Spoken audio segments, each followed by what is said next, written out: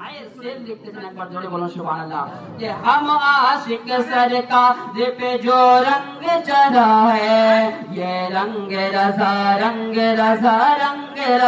है ये रंग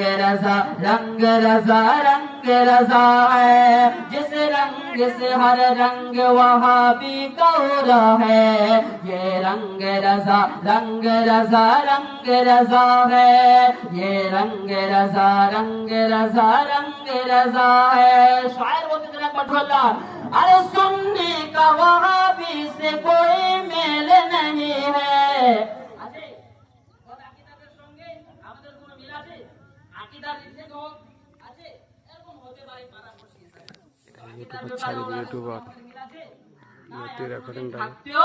मानना एक बार जोरे बोलो या रसूलुल्लाह के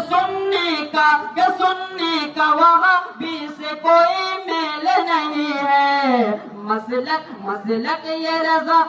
ये कोई खेल नहीं है अरे सुन्नी तो वहाँ भी से मिला है न मिलेगा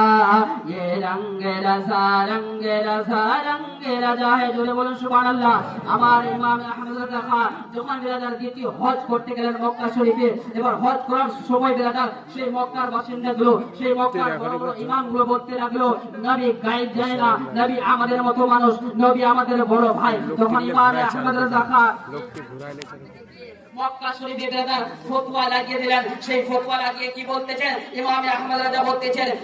যে মানুষ এই লফজগুলো ইস্তেমাল করেছে এগুলো বলেছে আর যে মানুষ শুনে আমল করে নিয়েছে সেই মানুষটা কাফের সেই মানুষটা কি কাফের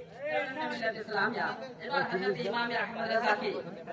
এবার সেখানকার মুসতাফুল হারামাইন নামে একটা কিতাব রয়েছে বিরাদার এই কিতাবে কি পড়তে আছে এবার ইমাম আহমদ রাজা তাকে সমস্ত বড় বড় উলমা ওই মক্কা শরীফে ঘিরে নিলেন ঘিরে নেওয়ার পরে বলতে থাকলেন আচ্ছা বলো তুমি কিভাবে আমাদেরকে কাফের বলতেছো ইমাম আহমদ রাজা বলতেছেন